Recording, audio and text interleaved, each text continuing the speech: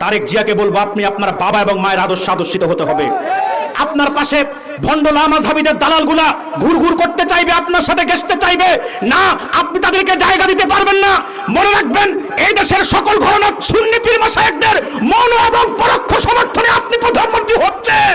অতএব আপনাকে আহলে সুন্নাত ওয়াল জামাতের স্বার্থ রক্ষা করেই আগামী দিন দেশ চালাতে হবে, ঠিক কিনা বলেন? আমাদের 90% মুসলমানের বাংলাদেশ, এটা ওলিয়া উলিয়াদের দেশ। এই দেশে ইসলাম কোনো আন্দোলনের বিনিময়ে আসে নাই, কোন দল এদেশে ইসলাম নিয়ে আসে নাই।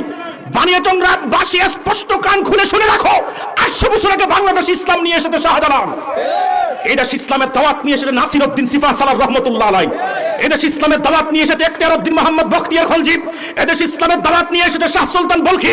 এদেশ ইসলামের দাওয়াত নিয়ে এসেছে শাহ কারামত আলী জনপুরি, ফুরফুরার আবু বকর সিদ্দিক, সারসিনার নেসার উদ্দিন রহমতুল্লাহ আলাইহি বাংলাদেশে, সোনাকান্দার আব্দুর রহমান হানাফি আর ফুলতলি সাহেব কেবলার বাংলাদেশে।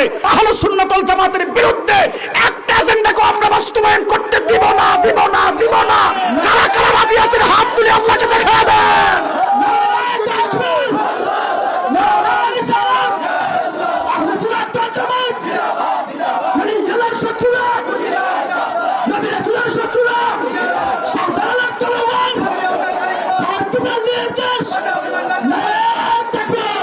তবে আশা করি বর্তমান যারা সরকারে আসছেন তারা নাস্তিকদের দ্বারা পরিচিত হবে না, লামাযহাবীদের দ্বারা পরিচিত হবে না, কারণ তাদের সাথে আল্লাহর ওলিদের সাথে ভালোবাসা আছে, আল্লাহর ওলিদের দোয়া তাদের প্রতি আছে।